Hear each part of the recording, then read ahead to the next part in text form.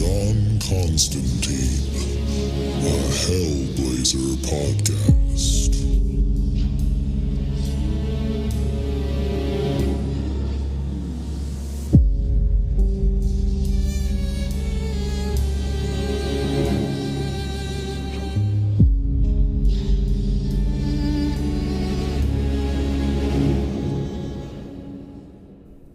Hey there, everybody, and welcome back. Before we get into the episode, just want to let you know that this is the free version of the podcast, and all that means is that we are way behind where I'm at in Patreon. So if you are loving this podcast and you need more John Constantine in your life, definitely go check us out at patreon.com/planes, trains, and comic books and sign up for the Hellblazer tier, where you'll get access to the entire Hellblazer library that I've recorded so far.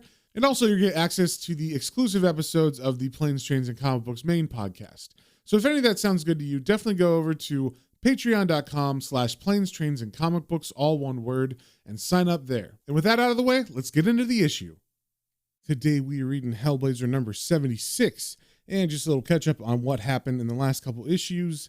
John decided to go to New York City in order to go on vacation to kind of clear his head from all the stuff that had happened, where Kit left him and he was homeless for a while. And everything was going pretty good. He was having a good time. He was hanging out in an old Irish bar that he had been to before, and the bar owner remembered him, so they were having a good time chatting it up. But unfortunately, one of Papa Midnight's associates also saw John at this bar, and his name was Zirky. And apparently Zirky was someone who had a very, very violent past with John. When he was talking to Papa Midnight, he mentioned something about blowing a friend's parts off with a shotgun.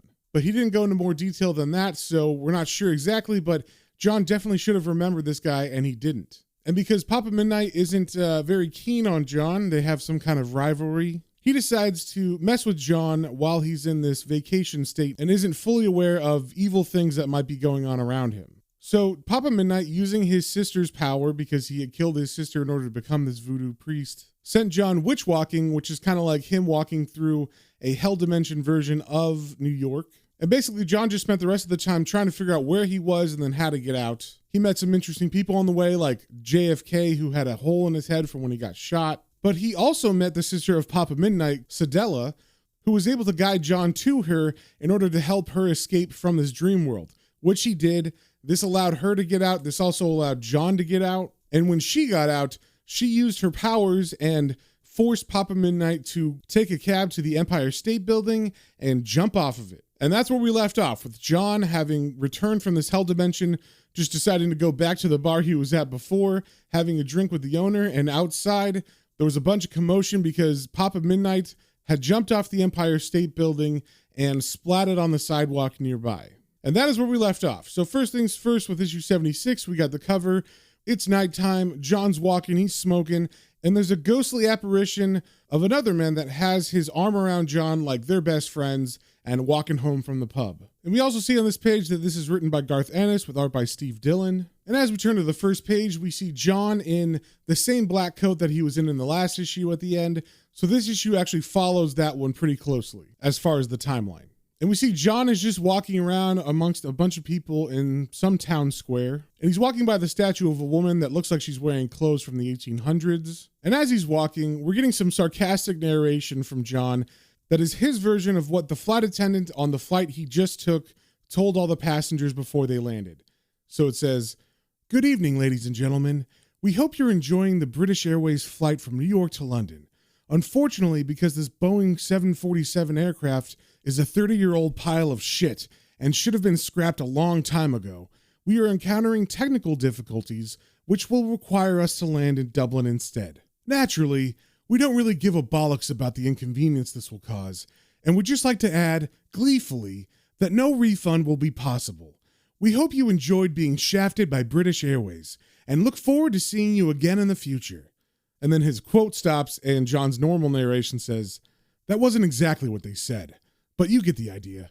And we see the name of this issue is Confessions of an Irish Rebel. Then as we turn the page, we see John sitting down at a pub, getting a pint. And he's just kind of people watching, looking at all the different patrons in this pub, and his narration continues. "Once we landed, the comedy became a farce. I, for one, was pissing myself. Bleeding air traffic controllers went on strike the minute I was off the plane. And I just thought, sod this, I'm off to Dublin for a pint. And then as he brings his pint up to his lips, we see him looking over at the father and son sitting next to him. And the son is like, I don't know, 14 or something like that, pretty young. And he's got a soda, but he's drinking it like it's a beer. And John kind of smiles to himself, and his narration continues saying, "There's something nice about a town where nothing gets done, because they're all in the boozer, talking about the best way to do it. Brennan used to tell me if he ever wanted the cops, he'd phone the pub beside the station. Though Brendan loved his stories, so I don't know." An old bloke smiles with quiet pride as his grandson downs a bottle of Coke, the way he'd drink a stout himself, by the neck and straight down. And as the kid sets the glass bottle down on the bar top, the grandpa orders him another one, and John's narration continues. "You don't see things like that in London. Or maybe you do and you just don't notice, Constantine, because everything you see is painted black." And just as he's thinking about that, a woman walks up with a cigarette because she saw John lighting his, and she has one in her fingers, and she says, "Excuse me, would you have a light?" And John smiles a little bit and says, Sure." And then as he lights her cigarette, she says, "Thanks. Are you English?" But John doesn't really hear her question. He's actually looking past her because someone has caught his eye. So he doesn't even answer the lady or even pretend to say anything to her. He just walks away from the bar towards the person he sees. And when we see who he's looking at, it is a middle-aged white man who's wearing a lime green suit jacket. And as John moves closer to the man, his face looks completely dumbfounded, like he's thinking, how could this be possible? And when he's about a foot away from the man says, "How are you?" But John doesn't say anything. He just reaches out a hand to touch the man's chest. And instead of stopping at the clothes, John's hand actually goes into the man's chest, like through it. And the man says, "Here now, do you friggin' mind?" And finally John speaks and he says, "Bloody Brendan." So if you don't remember, this is John's friend Brendan, who actually dated Kit for a while before John and her got together. And we saw him in issue 42 when John originally met the First of the Fallen, who Brendan had sold his soul to in order to get the finest collection of spirits in the world. And Brendan had died that night, so this is actually the ghost of Brendan. And as we turn the page, we see John and Brendan are walking outside now in Dublin. And Brendan is saying to John, "So seeing as you're in town, I thought I'd nip down and see you, know? I still owe you a drink for getting me arse out of the fire that last time." And that's also referring to issue 42, where John was able to save Brendan's soul from the first. And that made it so Brendan didn't go to hell, he went to heaven after he died. And Brendan continues, "Jesus, that was friggin' hot water you landed yourself in, butt." And John replies, "You noticed." And Brendan, trying to backpedal a little bit, says, "Oh, I'm sure you'll handle it with your usual skill and aplomb. Come on, and we'll make a night of it, sure. Visit some of me favorite haunts." No pun intended, sure. And John kind of smiles at that. And then Brendan takes notice of this new black coat that John bought in New York last time. And he says to John, "I like your coat. It makes you look like a pimp." And John smiles and says, "Aw, cheers, mate." But then it turns out that Brendan was kind of joking and poking fun at John. And he says, "Or Italian. Have you considered sucking your hair back and saying F every other word?" And John replies, "It's just till I get home and get a decent one." But then he pauses because he notices someone is following them. But John doesn't show that he's noticed anyone, and he just asks Brendan, "What was dying like?" And Brendan replies, "Could have done it in me sleep."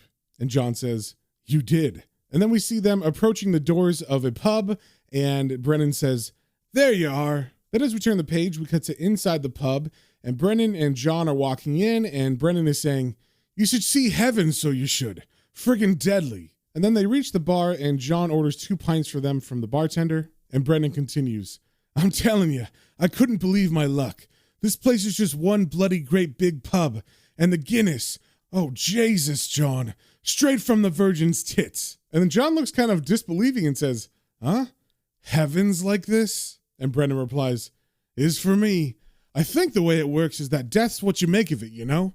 I met Brendan Behar at the bar. Frig me, I says, "You're Brendan Behan."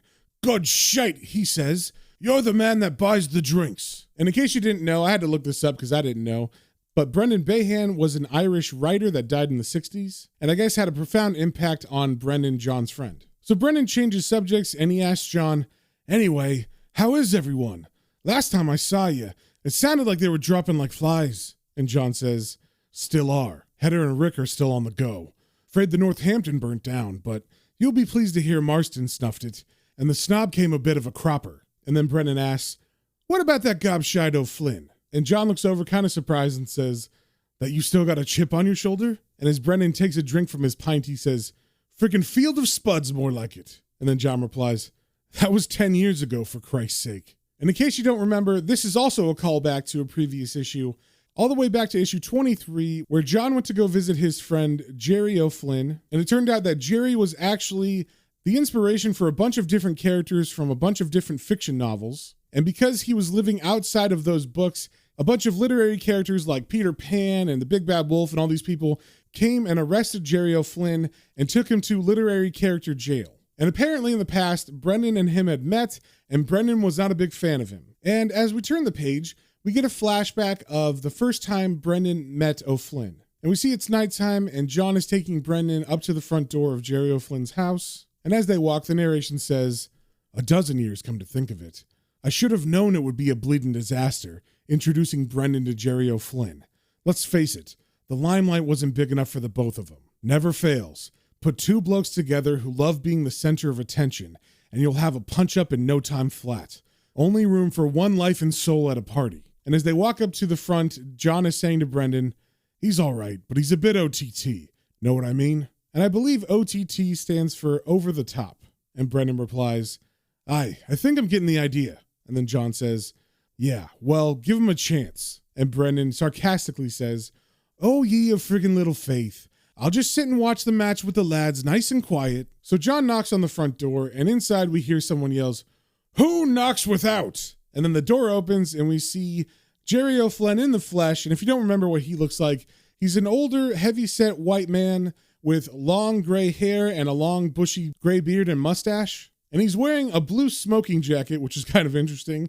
And as he opens the door and see who's knocking, he says, Constantine, stout fellow. And as they walk in, John introduces Brendan saying, hello, Jerry, this is Brendan, me mate I was telling you about. And Jerry kind of looks him over and says, ah, yes, from Fair Erin, I believe. Well, I'm out of shamrocks and leprechauns, but I dare say I could rustle up a potato or two to make you feel at home. Come in. And as he turns, we can see the face of Brendan is not very happy because Jerry literally just went for all the stereotypes of Irish people in one sentence. So as Jerry walks away from them, he enters a room, and we can't really see the inside of it, but he's yelling, make haste, the chaps have already arrived, to whoever else is in that room. And as Jerry's yelling, Brendan turns to John, and under his breath he says, I'm gonna kill the figure. I thought I ought to warn you, you know. So as John and Brendan walk in to the room Jerry just walked into, they see two men sitting on the couch. We've also seen them before. These are John's two old friends, Hedder and Rick the Vicar. And Rick sees them and says, John and Brendan, good evening. And then Hedder sees them and says, oh, hey, how's the big man? And Brendan walks over to the table in front of them that has a bunch of beers on it, and he grabs one and he opens it and he says, how are you, Hedder? And Rick, cheers. And Hedder looks at Brendan and says, match starts in 5 minutes, pal.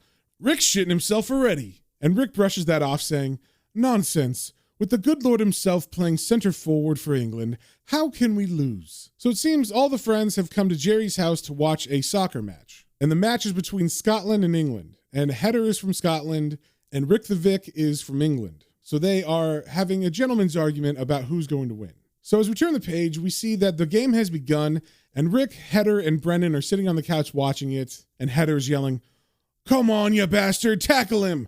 Break his friggin' legs! Yes! Scotland! And all that's happening in the background because John and Jerry are talking in another room in the foreground, and we see Jerry asking John, you're really going after it? And as John lights a cigarette, he replies, yeah, next week.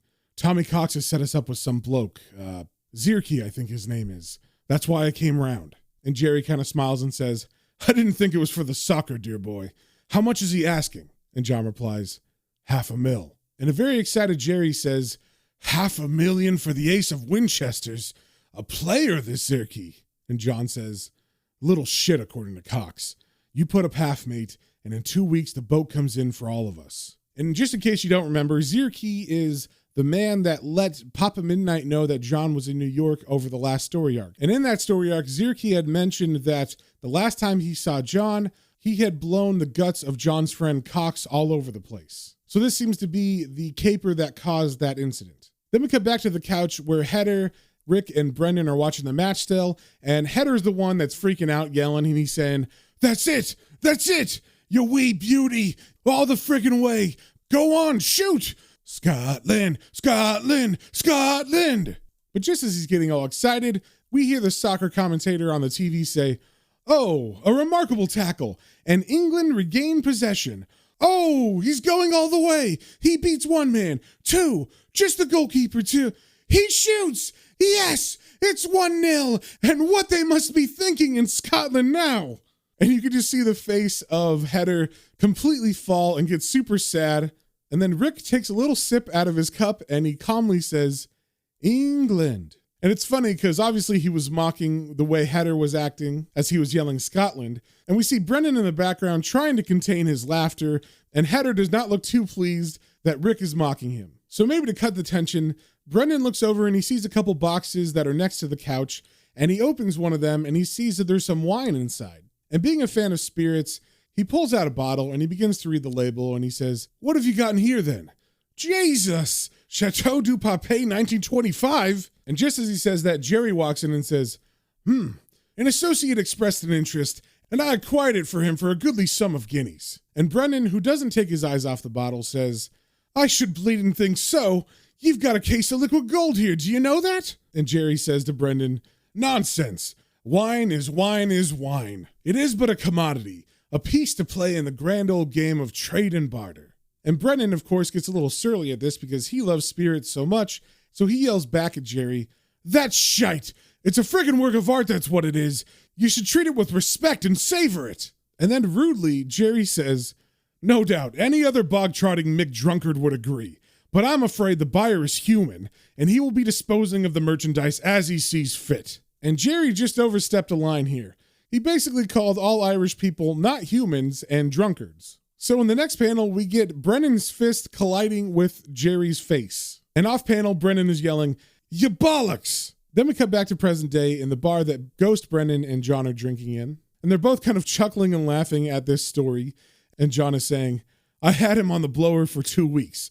Nothing but, that fat Irish bastard broke my nose." And Brendan begins to laugh, and then he turns away and he starts to walk towards the men's restroom and he says, "I'm away to the Jacks. We'll have these and then go round to Donahue's." And then he pauses and he starts laughing again and he says, "Nah, bollocks. Ghosts don't piss. Force a habit. Sorry, what were you saying?" And John says, "Forget it.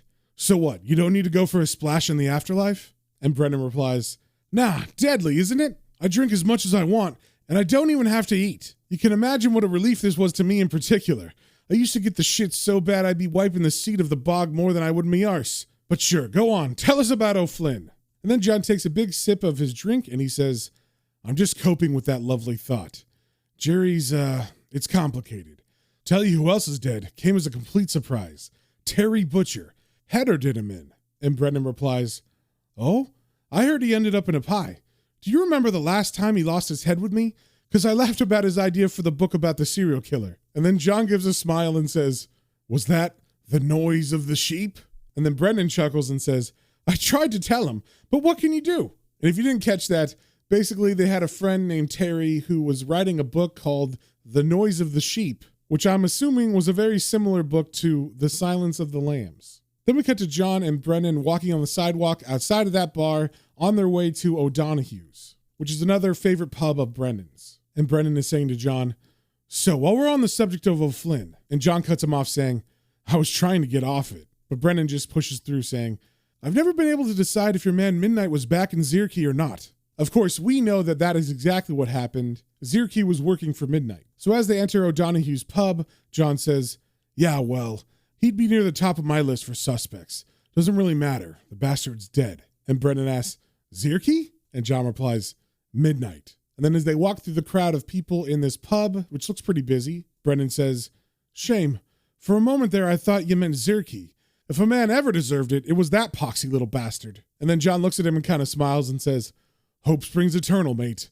You want to go to Toner's after this? I always like it." And then they reach the bar and John orders 2 pints for them. And Brendan answers John saying, "To Henny and Nesbitt's first, but sure, it's just across the road." But then he looks over and he sees 2 beautiful women. And then Brendan jokingly exclaims, "Jesus, I think I'm having a sinful thought.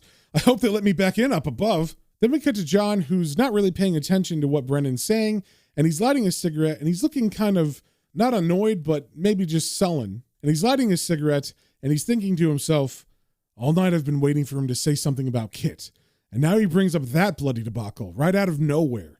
Thanks a lot, mate. Then as we turn the page, we cut back to the flashback of 10 years ago, where John and Brennan are in New York, and they're walking down the streets, and they each have a lady on their arm. And the narration over this section says, to cut a long story short, we got out to New York just in time for Zerky to double his price for the Ace of Winchesters. Bollocks to this, we said, and promptly nicked it off him. The bloody thing turned out to be haunted, and not just by any old ghost either, but that's another story.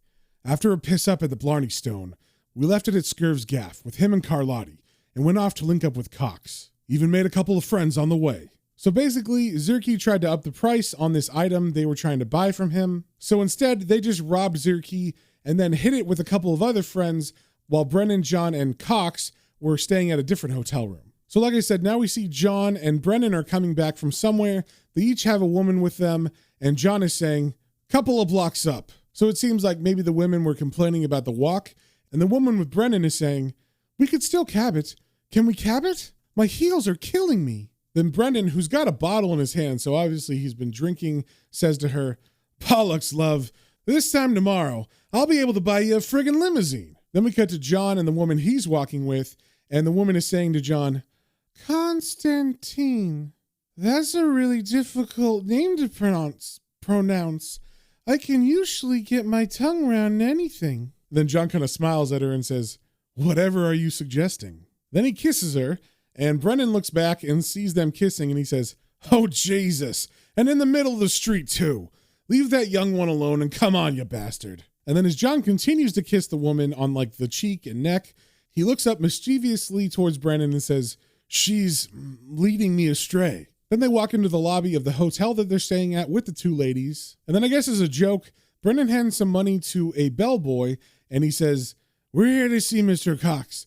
This is for you, but spend it wisely, will ya? And then John laughs because he's seen that Brennan is handing the man some Irish money, and he says, yeah, the next time he's in Dublin. Hurry up, for Christ's sake. Then John, Brennan, and the ladies walk into an elevator, and as they do, John and Brennan are kind of standing next to each other, and Brennan turns to John and jokingly says, shocking behavior.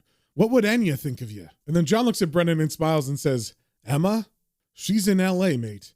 And what would Kit think is a matter of interest? So Brennan didn't even remember the woman's name, but Emma is a painter that John used to date, and she lived in New York, and she died during the Alan Moore Swamp Thing run. So Brennan gives a sly smile to John's quip about what would Kit think, and he says, now, me own attitude to infidelity is best summed up by, have you ever read Confessions of an Irish Rebel? And as they step off the elevator onto their floor, John replies, nah, who wrote it? And as they walk to their room, Brennan says, Behan comes after Borstal Boy.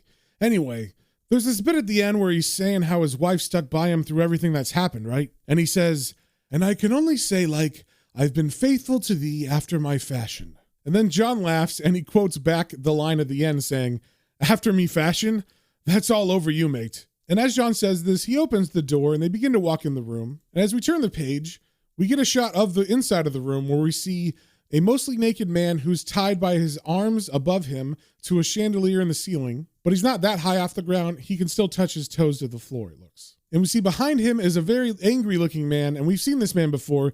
It is Zierke, the man who was working for Papa Midnight in the last story arc, and who in this flashback, they had stolen the item they were trying to buy off of him. And the moment Zierke sees John through the door, he says, Constantine, Finn, get your freaking asses in here. And the man hanging from the chandelier says, do it, please, for Christ's sake. And then we cut back to John and Finn, who are staring blankly at this scene because they weren't expecting this. And we see the two women have already begun running away down the hall. And then Zierke yells at them, get in. And the man hanging from the chandelier says, oh God, oh shit, shit, shit. And Zierke yells at him, shut the frig up.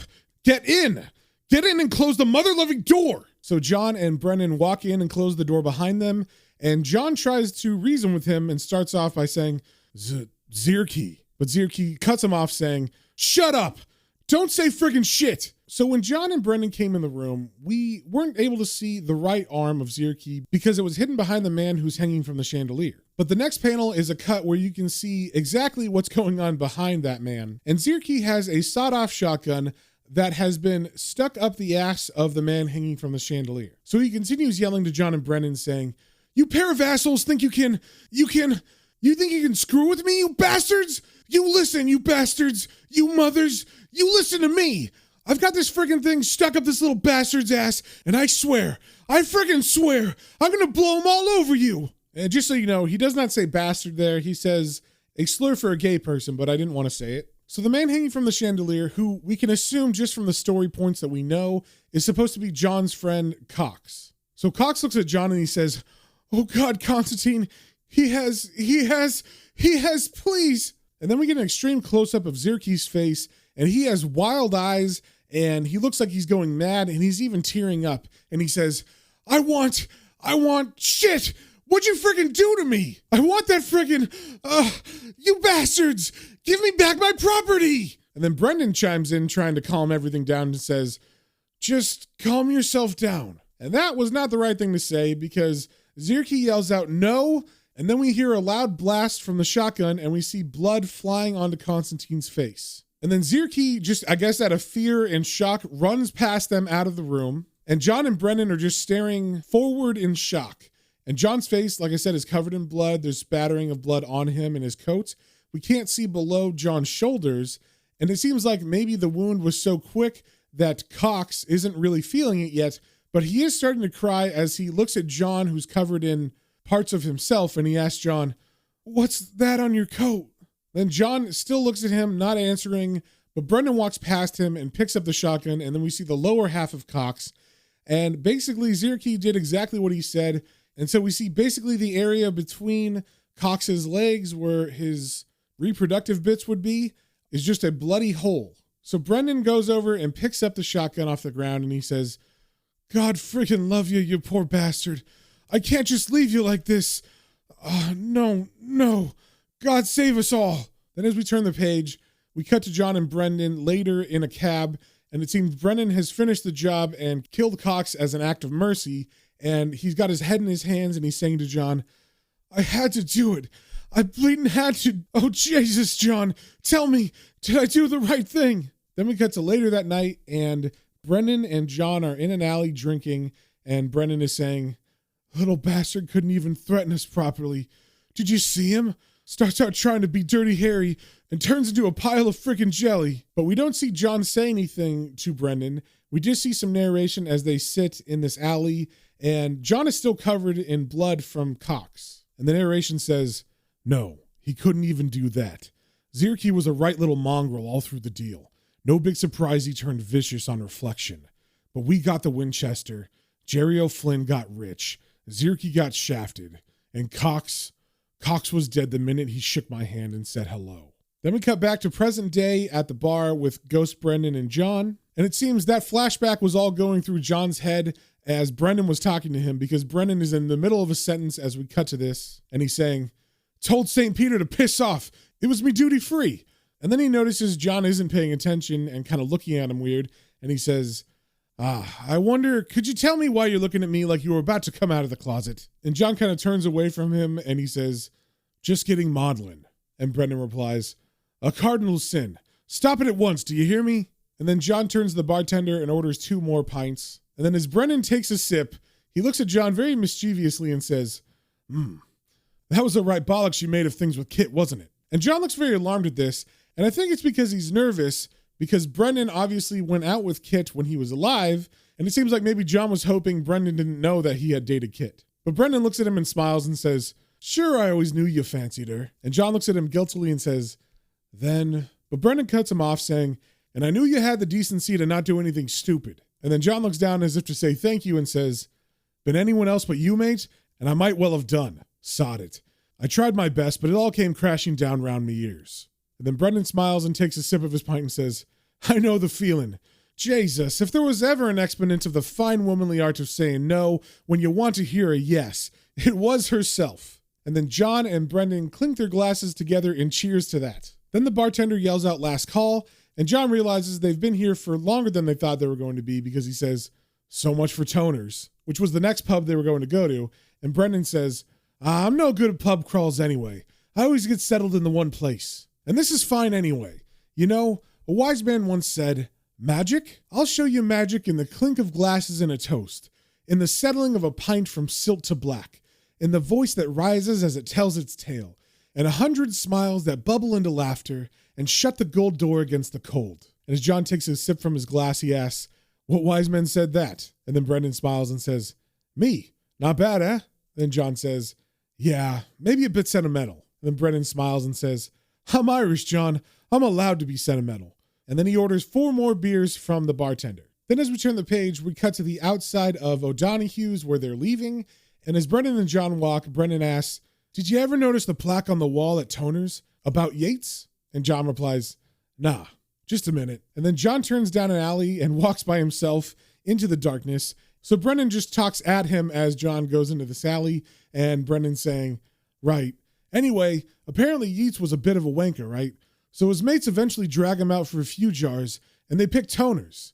Are you listening? And John isn't really listening. He's actually taking a piss in this alley. And next to him are 2 people having sex on the back door of one of these pubs. And John looks over and sees the man, and the man kind of looks at him, and John says, don't mind me, mate, as he begins to urinate. And the man answers him saying, I'll try not to. And then over this, Brendan is continuing his story saying, so he goes in and he orders a glass of sherry. Poxy little bastard, sherry. So he's having a sip and he says, I have seen a pub now. Will you kindly take me home? And I should say that the people having sex next to John are maybe like a foot away, if that. And it seems like probably John just picked this spot just to make it awkward. So he's kind of smiling as he's taking a piss and he hears the woman say, Paul, he's pissing. But Paul is too distracted as he finishes. And as John walks out of the alley, the woman is saying to Paul, you call this a friggin' romantic night out? And John smiles as he hears this. And then Brendan is continuing to talk as John comes out of the alley and he's saying, I could never stand Bleeding Yeats. All that Celtic twilight shite, as if we're all living with the bleeding little people. It's bloody romanticizing. It's, and then John sarcastically interjects, sentimental? And Brendan shoots back, piss off. Then we cut to Brendan and John standing in the middle of a bridge, and it's still that same night, it's just later. And Brendan is saying, I mean, when are we going to realize this country's been propped up by the EEC? We're living at the whims of some fat German frigger. Well, I'm not, but you know what I mean. It's like that bollocks that's going on in the north. Jesus, I've never seen anything so stupid in me life. All these stupid little bastards with their heads stuffed full of Republican shite, ready to kill children. Wee ones like, and they can't even see their bosses getting rich off of them. And the British, the whores, can't decide when to give up in case they lose face, and there's people dying every day they wait. And as for some of them friggin' Yanks keeping it going, don't get me started. I met this bastard in San Francisco once, and all he could talk about was giving money to the struggle. Yeah, my family came over from Killybegs start of the century. Come over and see what your bleeding struggle's doing to us, I says. And while you're at it, take a wee look at Killy friggin' Beggs and you'll see why your family left in the first place. And the whole time Brendan has been talking here, we've been focusing on his face as he's talking about all the troubles that are going on between Ireland and England and the dynamics with the IRA and all that stuff. So then Brendan looks over to where he thinks John is and he says, and I'll tell you something else. But then he sees John walking towards him like John had left and gone somewhere and is coming back. And then he sees in John's hand is some French fries. And he stops what he was saying and he says, where'd you get the bag of chips? And then John looks over at a food truck that says burgers and chips on it. And it's just across the bridge. So basically Brendan realizes that he was talking so much and John wasn't really interested in all this stuff. So John left him, got some food, came back just at the end of the story. So he looks at John and says, oh, hi. I take it that means you missed my scintillating diatribe. And then he reaches over into the bag that John has and he pulls out the hamburger that John bought and he says, shame. I was well on me way to solving the Irish question. And John gets kind of mad that he reached in the bag and took the hamburger, but Brendan looks at him and says, I'll leave you half, don't worry. And then they eat quietly, staring out at the city in front of them from the bridge. And then Brendan begins to speak and he's quoting something and he says, right proudly high over Dublin town we hung our flag of war. Better to die neath an Irish sky than at Sulliva or Sud El Bar.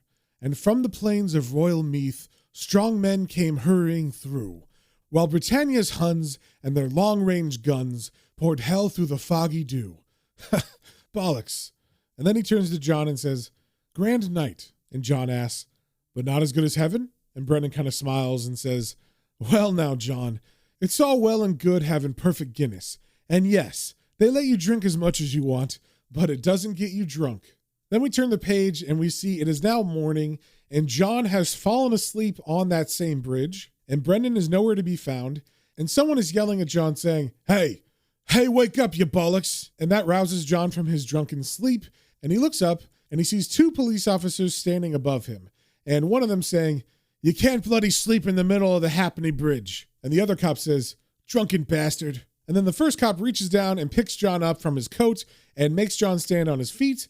And as John is walking away, he accidentally drops his pack of cigarettes from his pocket. And the first officer that picked him up says, And don't let me catch you at it again. Do you hear me? And the second cop says, You tell him, Sergeant. And John tries to feel for his cigarettes in his pocket, and he even pulls out his lighter thinking he's going to find one, but he doesn't. And as he walks away, the second cop says, Here, Sarge, he left us a wee present. And he picks up the cigarettes off the ground, and he throws them over the railing of the bridge into the water. Then we cut to the ferry that runs between England and Ireland, and John has got on it, and he's just staring at Dublin, kind of thinking about everything that happened last night as the boat moves further and further away from Ireland. And his narration says, Just like old times, I go out on the piss with Brendan, and I wake up feeling like I've been drinking cement. Death hasn't made a pick of difference to him. A bucket of lies and tall tales and contradictions and hypocrisy, and he's still got a heart as big as the world. What was that bloody stupid song he used to sing? And then John begins to remember the words to this song, and I tried to look it up to hear what the tune was, but I couldn't find a specific song with these lyrics, so I'll just read them to you, and it says, Oh, you've all heard of Napoleon Bonaparte. He conquered all of Europe. He conquered every part. But when he came to Ireland, his conquest to begin. Sure we beat him back with cabbage stalks in the fields of Magerland. And then John pulls a Guinness out of his pocket and opens it, and he raises a toast to Brendan, and his narration says, Ladies and gentlemen, Brendan Finn. And that, my friends, is the end of the issue. And if anyone knows the actual song that he was singing, feel free to let me know what it is so I can link it in the show notes. And you can email me that or any comments, questions, or suggestions you might have to planes, trains, and comic books, all one word, at gmail.com. And we will see you on the next one.